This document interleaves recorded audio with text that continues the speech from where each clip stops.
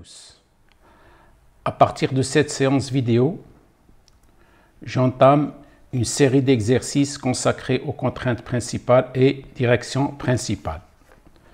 Dans cet épisode, nous allons examiner la procédure de résolution des problèmes liés à la recherche des contraintes principales et des directions principales dans le cas général où les contraintes principales sont distinctes.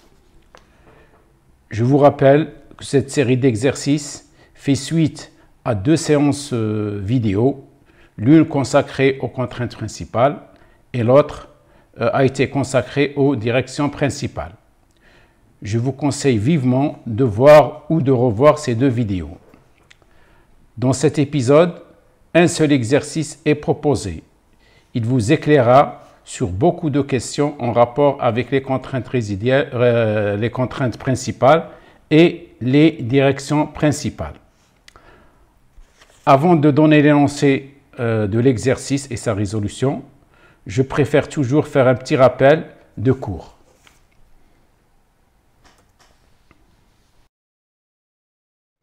Donc, on va faire un rappel de cours sur les contraintes principales et les directions principales.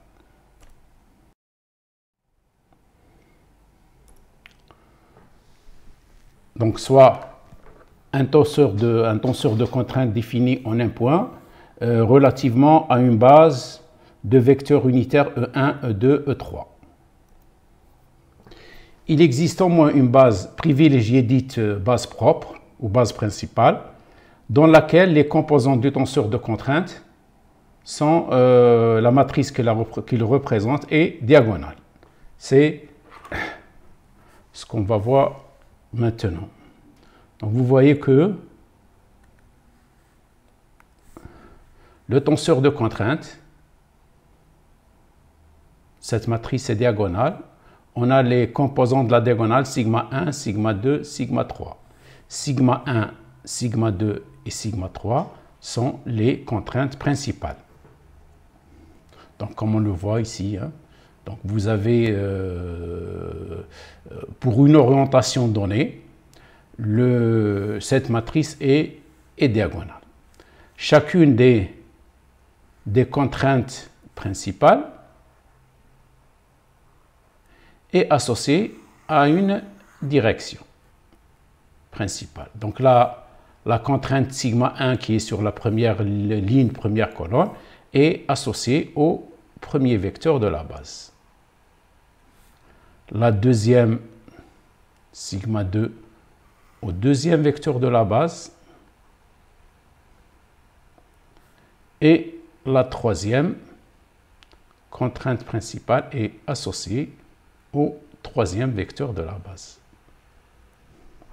Schématiquement, on peut le voir sur ce dessin. J'ai E1 qui est aligné avec sigma 1, E2 aligné avec sigma 2 et E'3 associé à sigma 3.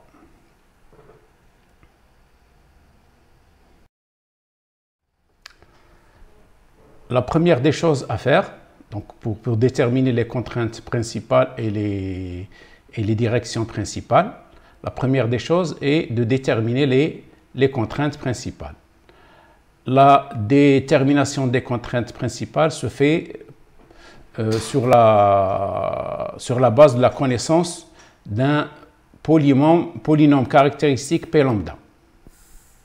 Ce polynôme caractéristique, c'est un polynôme du troisième degré qui est donné par le déterminant du tenseur de contrainte sigma moins lambda que multiplie la matrice identité. Donc il est exprimé, c'est un polynôme du troisième degré en lambda et qui est exprimé en fonction des invariants, des trois invariants I1, I2 et I3. Alors, pour que lambda soit une valeur propre, ça peut se faire que si le polynôme P de lambda est égal à 0. C'est-à-dire, on doit chercher les valeurs propres. Pour cela, il suffit de factoriser le polynôme caractéristique P lambda.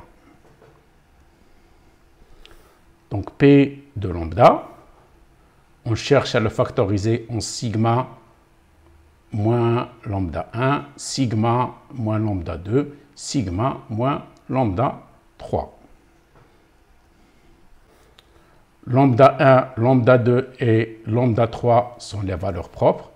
Donc les contraintes principales sont telles que sigma 1 égale à lambda 1, sigma 2 égale lambda 2 et sigma 3 est égal à lambda 3.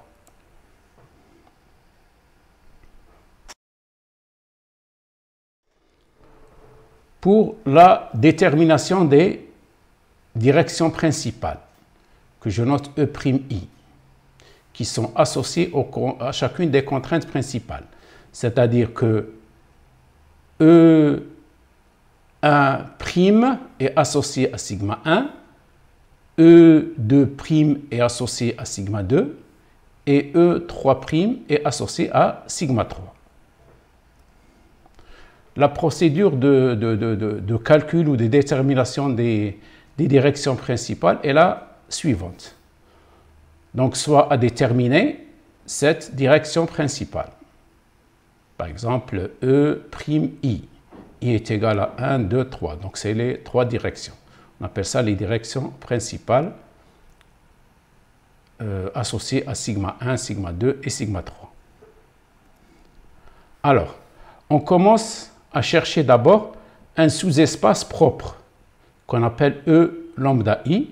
C'est une droite vectorielle définie par un vecteur xi, c'est-à-dire le vecteur xi, c'est une infinité de vecteurs qui sont collinéaires à la direction considérée. Par exemple, tous les vecteurs x1 seront tous les vecteurs collinéaires avec sigma 1, la direction de sigma 1, x grand x2 est collinéaire, tous les vecteurs collinéaires est relatif à sigma 2 et x3 à sigma 3. Donc on écrit la relation suivante, le produit matriciel qui est donné par sigma moins lambda i par la matrice identité par xi égale à 0. C'est une équation vectorielle qui va nous donner trois équations scalaires. Donc à partir de là, on détermine tous les vecteurs ou l'ensemble des vecteurs qui sont une infinité de vecteurs qui répondent à cette condition-là. À partir de xi, on extrait un vecteur, vi, qu'on appelle vecteur propre et qui est associé bien sûr à la contrainte principale déterminée. Ensuite, on divise ce vecteur vi par sa norme et nous retrouvons là le vecteur unitaire associé à la contrainte principale considérée. Et ce calcul, on le refait trois fois. Une fois pour sigma 1, une fois pour sigma 2 et une fois pour sigma 3. Et nous retrouvons là la base principale qui est formée par l'ensemble de ces trois vecteurs E1', E2' et E3'. Donc, schématiquement, comme on va le voir, donc nous avons j'ai représenté un domaine élémentaire qui est orienté dans la base principale. Donc on a sigma 1, sigma 2 et sigma 3. Je représente par exemple la droite qui passe par sigma 1. Donc pour schématiser la procédure de calcul, donc la première des choses, c'est de chercher le sous-espace E lambda i. C'est l'ensemble des vecteurs xi associés à chacune des valeurs propres lambda i. C'est-à-dire xi, c'est l'ensemble de tous les vecteurs qui sont collinéaires dans la direction de sigma 3. Si je le fais pour sigma 2, ça sera pareil. Et pour sigma 1, c'est pareil. À partir de là, donc on retrouve un vecteur Dans le cas de sigma 3, ce sera x3. On ne l'a pas représenté parce que c'est l'ensemble de tous les vecteurs qui sont portés par cette droite. On appelle ça une droite vectorielle. Alors, on va extraire un vecteur V. Dans ce cas, c'est V3 puisque on a considéré sigma 3. Et ça sera un vecteur de la famille des vecteurs x3. C'est ce qu'on appelle le vecteur propre. Après, on va déterminer le vecteur unitaire EI, tel qu'il soit unitaire, c'est-à-dire on va diviser le vecteur V3 par sa norme et nous retrouvons le vecteur unitaire E3'. Il faut préciser qu'on parle de direction principale, donc on peut l'avoir dans un sens, comme on peut l'avoir dans le sens opposé. Donc ça va, ce que je viens de dire, ça va s'éclaircir avec l'exercice. Examinons maintenant l'exercice.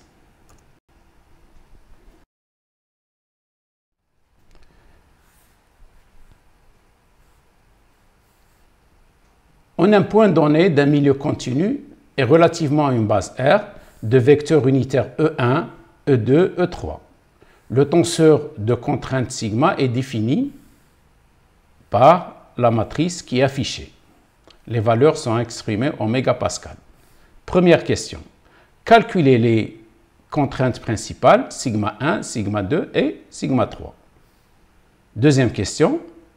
Calculez les directions principales E1', E2', E3' associées aux contraintes principales respectives. Troisièmement, calculez de nouveau les contraintes principales, sigma 1, sigma 2 et sigma 3, en utilisant la matrice de passage.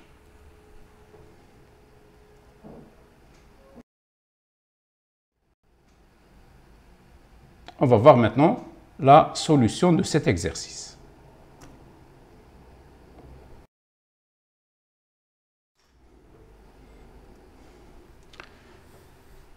Pour déterminer les contraintes principales, on doit d'abord identifier le polynôme caractéristique P lambda de la matrice, qui est exprimé en fonction des invariants I1, I2, I3. Donc ce P lambda est égal à lambda à la puissance 3 moins I1 lambda au carré plus I2 lambda moins I3 égale à 0. Donc on doit dans un premier temps déterminer I1, I2 et I3. On l'a déjà fait pour d'autres exercices. Je ne vais pas trop insister pour le calcul de ces invariants. Donc le premier invariant, c'est la trace. 1 plus 1 plus 4, on trouve 6.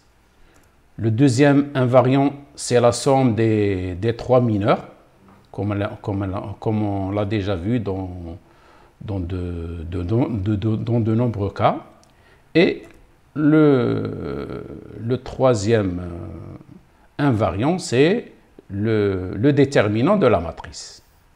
Donc le deuxième invariant est égal à moins 4 mégapascal au carré et le troisième invariant est égal à moins 24 mégapascal puissance 3.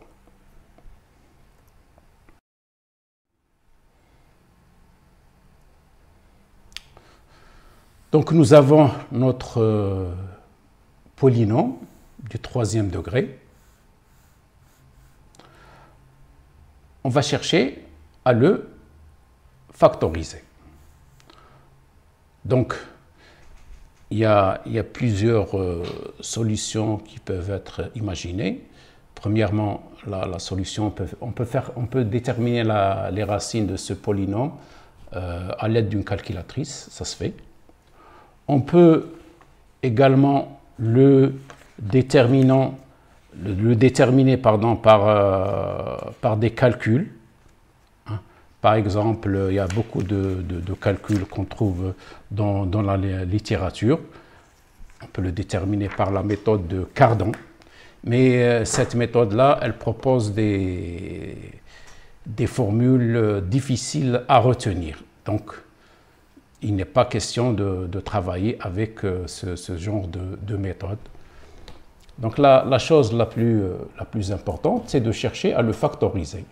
Pour le factoriser, on doit, puisqu'il est du troisième degré, donc ça va être un produit d'un polynôme du premier degré et d'un polynôme du deuxième degré.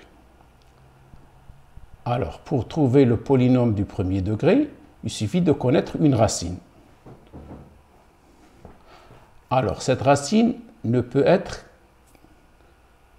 que de la façon suivante, c'est-à-dire on va chercher une racine de l'équation telle que I3, qui est égale à moins 24, soit indivisible par la racine qui est considérée. Pourquoi I3? Parce qu'on a le I3, si je représente le...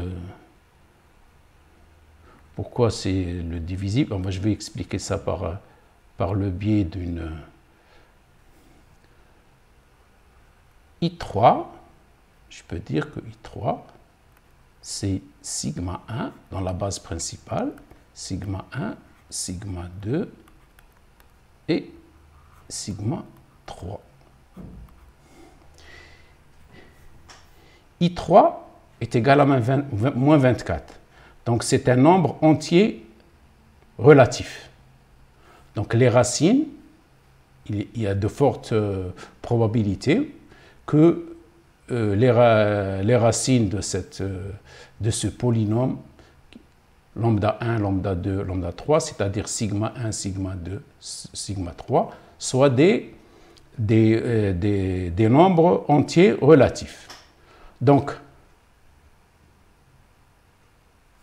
ça c'est égal à 24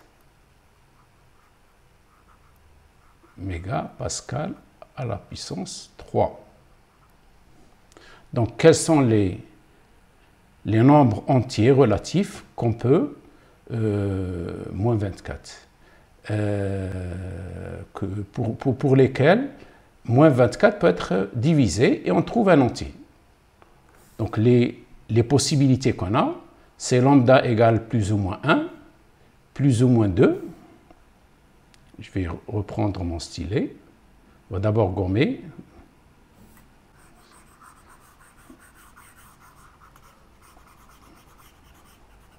Donc, les différentes possibilités qu'on peut avoir,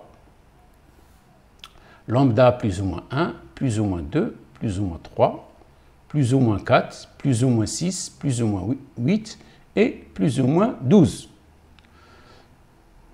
Donc, on va tâtonner, chercher une solution. On va commencer par le plus simple. On va prendre lambda égale à 1. P de 1, on va voir que ça ne donne pas 0. Donc, 1 ne peut pas être une solution. Deuxièmement, on va prendre moins 1. On voit que ça ne donne pas 0. Troisièmement, on va continuer à chercher la racine. On va chercher P de 2, si 2 est une racine. On voit bien que j'ai lambda à la puissance 3, c'est-à-dire 8, moins 6 fois lambda au carré, c'est-à-dire moins 6 par 2, ça fait moins 6 par 2 fois 2, 4, donc ça fait moins 24. Moins 4 par 2, c'est moins 8. Et j'ai plus 24. Donc, c'est égal à 0. Donc, on peut dire que 2 est une racine du polynôme du troisième degré, qui est le polynôme caractéristique du tenseur de contrainte. Donc, on peut écrire ce polynôme sous la forme suivante, d'un polynôme du premier degré, puisque 2 est une racine, donc ça sera lambda moins 2, moins un polynôme du second degré, qui s'écrit de la façon suivante, a lambda au carré, plus b lambda, plus c. Et connaissant la forme développée de ce polynôme, on peut identifier les coefficients A, B et C. On va d'abord distribuer cette forme factorisée, on va la développer. Donc on va multiplier lambda par le polynôme du second degré, moins 2 par le polynôme, et on aura l'expression suivante. Ensuite, on va regrouper les termes en lambda à la puissance 3, lambda à la puissance 2, lambda à la puissance 1 et le coefficient. Voyons. Donc on a A lambda au carré, lambda à la puissance 3. Les termes en lambda à la puissance 2, c'est B lambda. Ici, j'ai moins 2A lambda au carré. Donc je peux mettre lambda au carré, B moins 2A.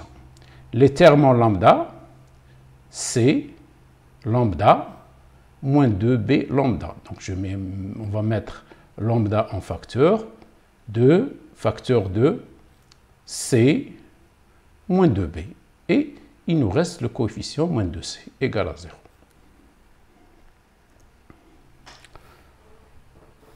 Ensuite, on va passer par identification. On détermine les coefficients A, B et C. Vous voyez que ce polynôme, sa forme développée à partir de la forme factorisée, là, et qui doit être égale à sa forme développée avec les invariants du tenseur de contrainte. On va passer à l'identification de ces paramètres.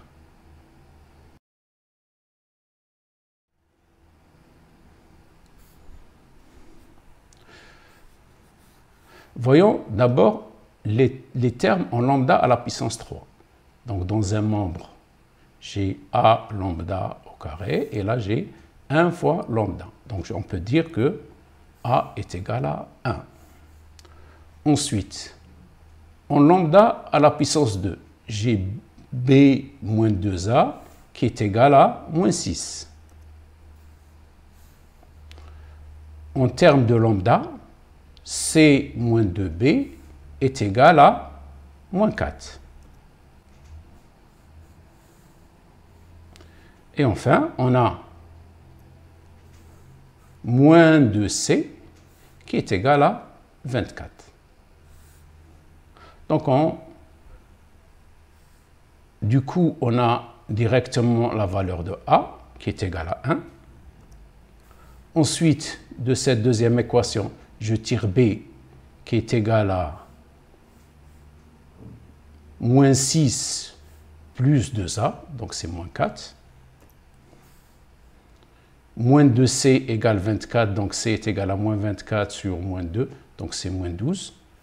Et cette équation, elle nous permet de faire la vérification maintenant. On va vérifier si le calcul est bon. Parce que j'ai déjà calculé C et j'ai déjà calculé B.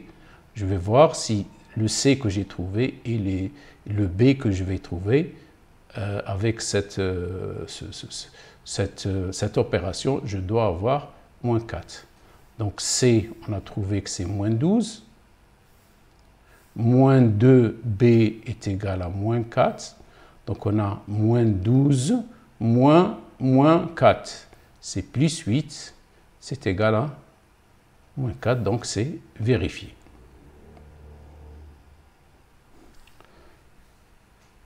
Donc on est arrivé maintenant à trouver la forme factorisée du polynôme caractéristique. Ça, ce sera lambda moins 2 que multiplie lambda au carré, moins 4 lambda, moins 12. Le polynôme du second degré, on sait calculer ses racines. Il suffit maintenant de calculer le discriminant delta, b au carré moins 4ac. B est égal à moins 4, donc ça sera moins 4 à la puissance 2, moins 4 fois A qui est égal à 1, et C qui est égal à moins 12. Donc on retrouve que la racine de delta est égale à 8.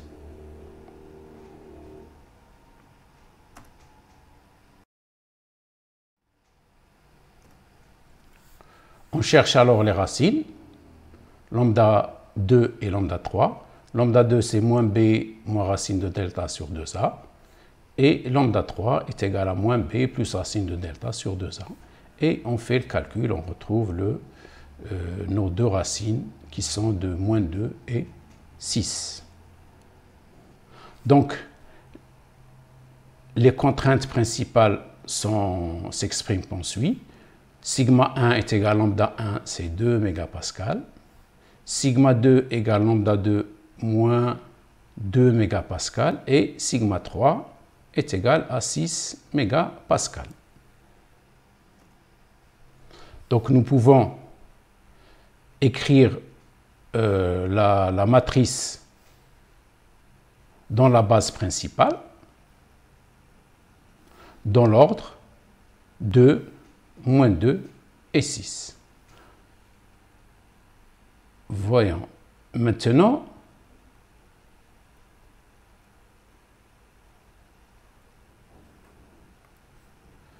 deux est associé à E'1. Moins 2 est associé à la direction principale E'2 et moins 6 est associé au troisième vecteur de la base principale qui est E'3. Donc E'1, E'2 et E'3 sont les directions principales sur lesquelles on va s'atteler maintenant pour déterminer ces directions principales.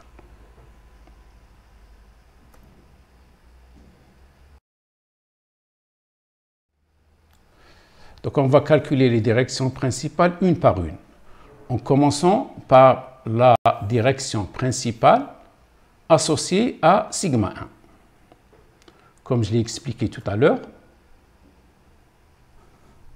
donc je le fais pour le sigma 1, ça sera pareil pour les autres. Donc on va d'abord écrire le produit de sigma moins lambda identité que multiplie x1. Donc c'est x1 qu'on va déterminer. Donc x1 c'est l'inconnu. x1 c'est un vecteur qui a pour coordonnées x, y, z. Donc c'est l'ensemble de tous les vecteurs collinéaires sur une droite qui est la direction principale et qui porte sigma 1. Connaissant x1, on extrait v1, la valeur propre. On va l'expliquer avec l'exercice. Ensuite, un vecteur ou le vecteur unitaire qui est porté par cette droite et qui correspond à la direction principale associée à sigma 1. Voyons maintenant le détail du calcul. Donc la procédure, on calcule x1, ensuite v1 et ensuite e1. Si ce n'est pas clair dans l'explication, ça va s'éclaircir pour l'exemple que je viens de donner ou l'exercice qu'on est en train de résoudre.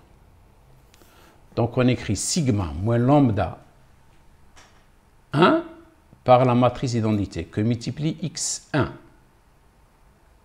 C'est l'inconnu, le vecteur inconnu, égal à 0. C'est une équation qui donne un vecteur, donc sigma. Donc il suffit de soustraire le lambda égal à 2 dans les éléments de la diagonale.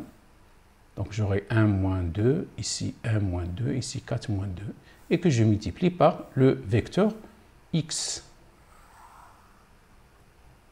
dont les coordonnées sont inconnues x, y, z.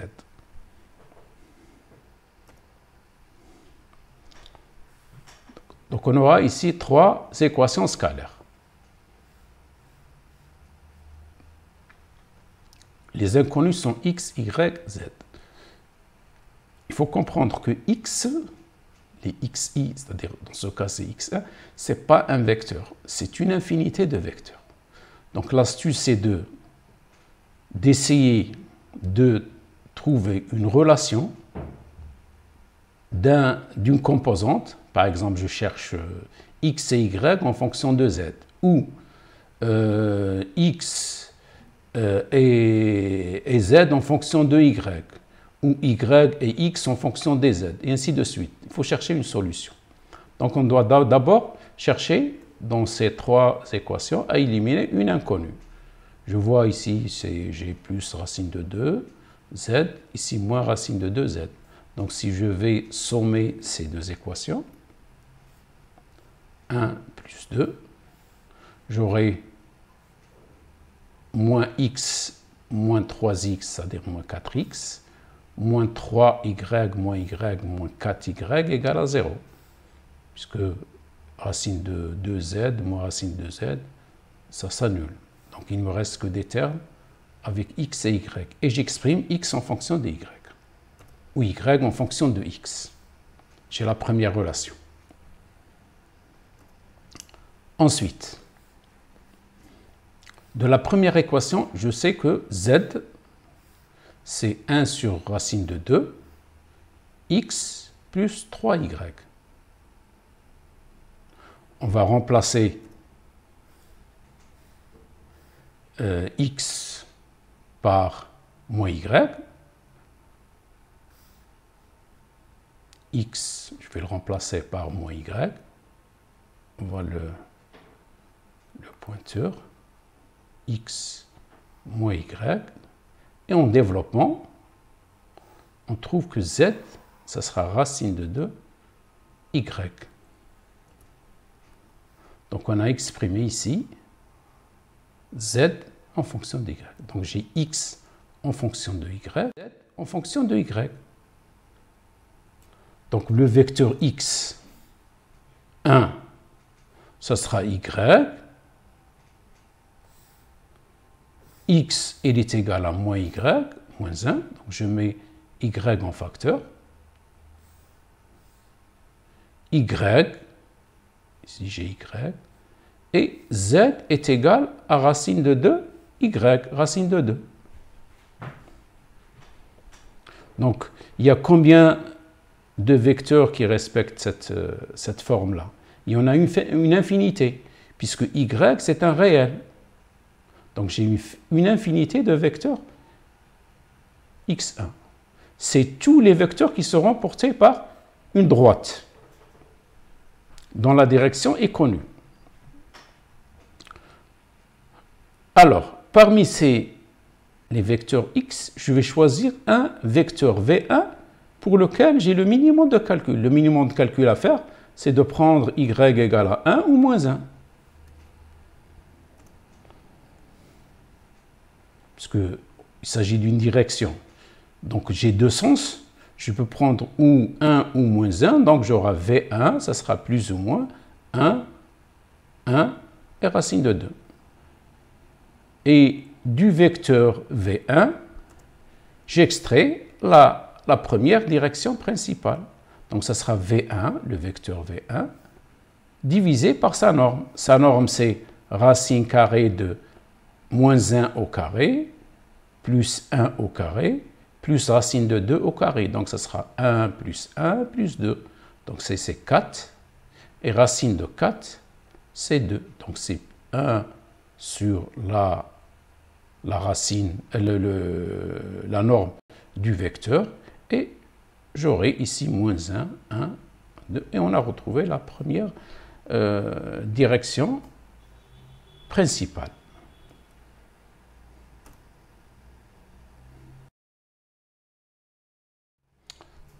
On fait la même chose pour la contrainte principale sigma 2, c'est-à-dire on cherche la deuxième direction principale associée à sigma 2 égale à moins 2 impair.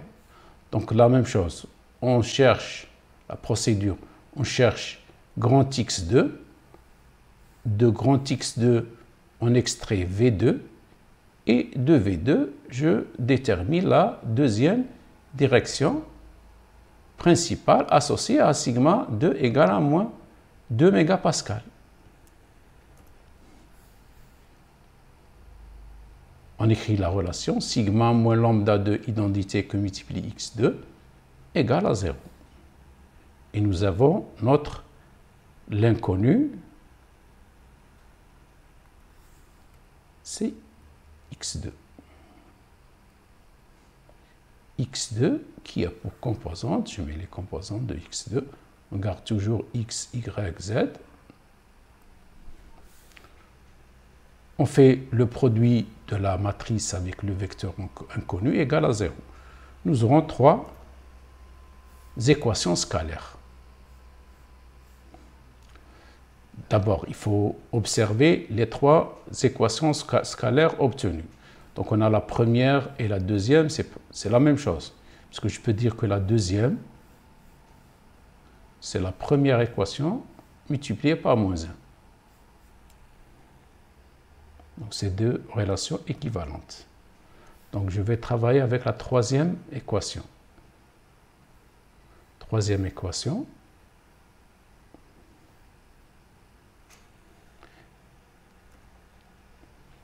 Et de cette troisième équation, je tire la valeur de z en fonction de x et y.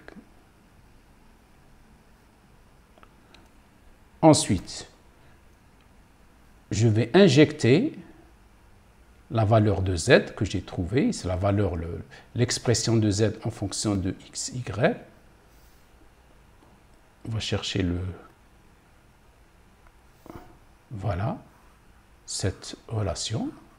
Je vais l'injecter dans la première équation. Donc 3x moins 2y et z qui est exprimé en fonction de x et y. Z qui est égal à moins racine 2 sur 6, x moins y égale 0. On voit bien que on peut mettre x moins y en facteur et on aura un scalaire qui est non nul. Donc ceci nous conduit à dire que x moins y est égal à 0. Donc x est égal à y. Donc j'ai trouvé x en fonction de y ou y en fonction de x. Je vais l'injecter maintenant comme x est égal à y, donc z est égal à 0. Comme x est égal à y, donc z c'est moins racine de 2 sur 6, x moins y. Donc ça sera x moins x, ça donne 0. Donc le vecteur x2, ce sera y, mais on met en facteur y, 1, puisque x est égal à y c'est 1, et z c'est 0. À partir de là, on extrait le vecteur v2 en prenant y plus ou moins égal à 1. Et on déduit la direction principale E2' associée à sigma 2 égale à moins 2 mégapascal. Vous voyez qu'il suffit de diviser le vecteur V2 par sa norme qui est égale à racine carrée de 1 au carré plus 1 au carré, donc c'est racine de 2.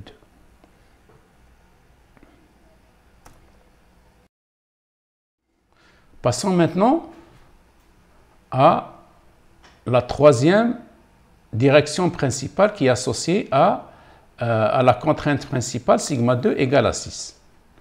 Je peux répéter la même procédure qu'on a fait pour sigma 1 et sigma 2, c'est-à-dire pour déterminer E'1 et E'2. Mais puisqu'il s'agit d'une base orthonormée directe. Si je connais E'1, E'2, ben je peux déterminer E'3 par un produit vectoriel. E'1 vectoriel E'2 est égal à E'3.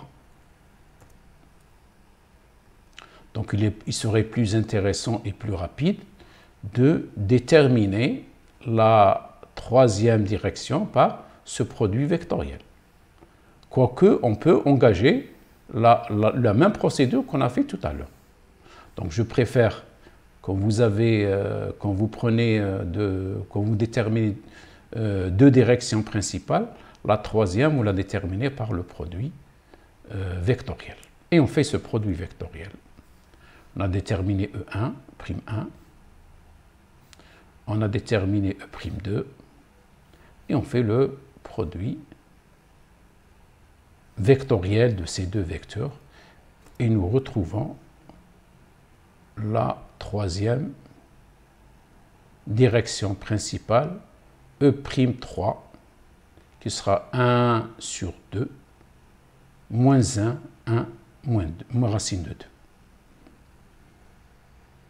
Donc nous avons déterminé les trois directions principales associées aux trois contraintes principales.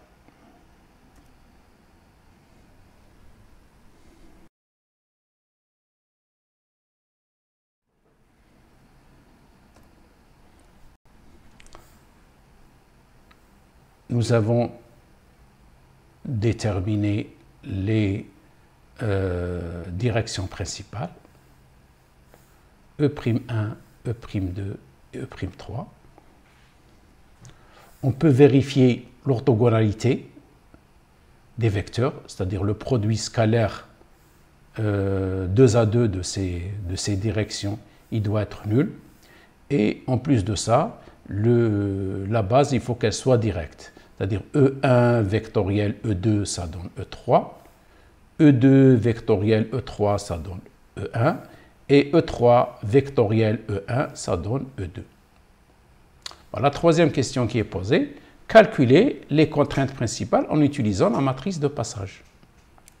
Pour ce faire, on doit déterminer la matrice de passage qui permet le passage de l'ancienne base R à la nouvelle base R' qui est la base principale. On a déjà vu ce genre d'exercice. Donc c'est la matrice de passage P qui permet de passer du repère R au repère R'. Donc il suffit d'exprimer les vecteurs. Les vecteurs, je vais chercher, il suffit d'écrire E'1, E'2 et E'3 en fonction de E1, E2 et E3. Voilà. Par exemple, E'1, c'est moins 1,5. On va mettre le 1,5 en facteur, moins 1,5. 1,5 et racine de 2 sur 2. Vous pouvez vérifier cette expression-là. Il est de même pour E'2 et E'3. On a fait dans une vidéo précédente ce genre d'exercice. À partir de là, avec les formules de passage de base ou le changement de base, on peut déterminer maintenant la matrice sigma prime dans la nouvelle base qui est la base principale, qui est donnée par la matrice transposée de passage, transposée de la matrice de passage R', par sigma dans l'ancienne base, par la matrice de passage R, R'. Et on développe ce calcul matriciel. Voilà. Donc j'ai mis les trois matrices. Ensuite, on fait le produit, on développe. Vous avez les résultats qui sont affichés. Et je vous propose de refaire le calcul. Et on aboutit à la matrice de passage, à le tenseur de contrainte, la matrice qui est indiquée par la matrice, dans la base principale, c'est-à-dire la base principale qui a pour vecteur unitaire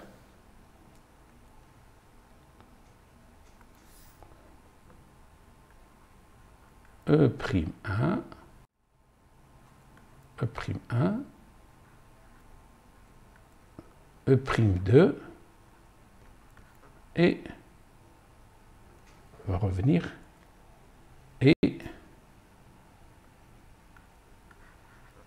E'3.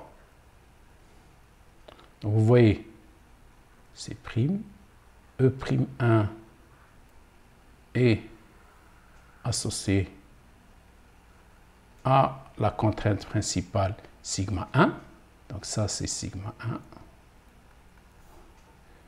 1. E'2 est associé à sigma 2 et E'3 est associé à sigma 3.